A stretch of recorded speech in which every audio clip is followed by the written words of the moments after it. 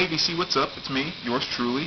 I am back to post a quick video response to Jim Talon's his second music thread. One he's had up for a little while now, and I've seen a couple other people do some responses to it, and I wanted to kind of jump in on it. Again, one of those nice, simple questions that doesn't take you 18 hours to figure out how to answer, which is cool.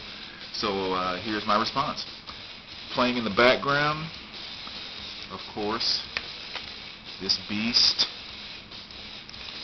Sepultura Arise. I know you guys probably saw this probably just in my last video when I was showing new vinyl finds.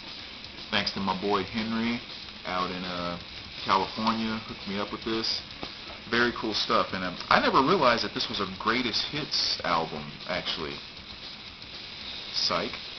It's not a greatest hits album, it's just every single song on here is freaking awesome. It's I don't know, it's one of those things again, I've had the CD and I've listened to it a bunch of times in different songs, and getting the vinyl the other day, I just kind of put it on and listened to it from front to back, and I'm just going like, holy cow, I did not remember that this album was just like, that's a monster. It's definitely working its way up, and without question, in one of my top 5 thrash albums of all time right now. This thing is a beast. For the longest time, I always had Roots in my head as one of the best Sepultura albums, but again, Arise is just going to another level for me right now. So again, Henry, thank you so much, man. I appreciate that. But on to the thread, which was the darkest albums in your collection, and I guess it was kind of neat because Jim left it open a couple different ways of what dark is for you. He mentioned stuff like whether it's about death, suicide, just dark subject matter, or depression. It's kind of all just the dark things in life, so to speak. So I kind of approach mine from more of a fear standpoint, the things that actually strike a nerve of fear in me, as opposed to just kind of like low points in life type darkness. So that's kind of the way I chose to go with it. I basically picked out 3 albums for that. First one I'll go with here is one that I'm sure a lot of people could easily relate to, which is Black Sabbath's. Of course, the song Black Sabbath off of Black Sabbath. I don't know, that's definitely a song that still to this day freaks me out every single time I hear it. And I guess, again, just to kind of share what's going on inside of my head, things that tend to scare me are the things that have quite a bit of simplicity to it. And I always like to use kind of the movies, like horror movies is a perfect example. With technology and computers and everything they can do these days, they make all these movies where all of this just gore and special effects and all this stuff just kind of coming at you.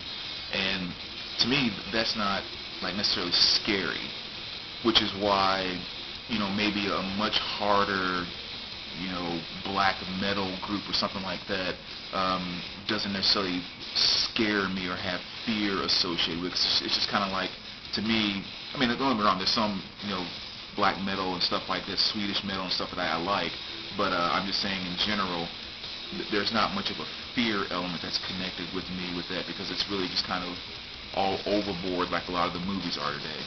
But when you go back to something like Black Sabbath off of Black Sabbath, it is the simplicity of that makes it so freaking scary. And again, using the movie comparison, Paranormal Activity is a prime example. Like in the first one, when they sprinkled the powder on the floor just to see what happened at night, and all there was some footsteps that went through the powder, and then that was like the entire scene. It doesn't take a whole $1 billion and all these special effect artists to do that type of thing in a movie, but that freaked me out to no end. It was like one of the most chilling things I've ever seen in a movie. Or when she was just standing up over the guy, just standing still looking at him for hours, just standing in one place not moving. Again, very, very simple thing to do, freaks the crap out of me. That's the exact same way I feel about Black Sabbath's Black Sabbath. The tritone, Ozzy's lyrics, and then that simple scream, "Oh no, please God help me," and it's just like, boom. So That's definitely a song that's always freaked me out. I love playing that for people that aren't familiar with Black Sabbath and letting them hear it for the first time. It never fails where when Ozzy does those two screams at the first two verses, they're just like, what in the world is that? So, definitely, I think, in my opinion, a very dark album. The next one might seem kind of weird, actually, which would be this one here, which is Johnny Cash. Sorry, probably holding it too high. And this is American Poor Ain't No Grave, and it's the song Ain't No Grave by Johnny Cash. And actually, I'll show these together because these are the two that I picked. And also Johnny Cash here, Silver, kind of a greatest hits thing, and the song Ghost Riders in the Sky. And so the reason why I picked these two is because the one thing that's always freaked me out about Johnny Cash, I mean, he already has like, that rugged Cash voice, if you will, but whenever he starts singing about death and beyond, it always freaks me out. And I don't know, just again with his voice, his delivery, his demeanor, it's just he just sings about death better than anybody I know. And I know sometimes stuff like that just connects with some artists, because like when I think about John Cougar Mellencamp and Bruce Springsteen, the way they connect with good old boy small town living in their songs, they just do it greater than any other two artists I can think of, even most of the country artists that I listen to. And it's just some artists have that thing. I don't know what you call it. It's just a thing. And Johnny Cash's thing to me is death.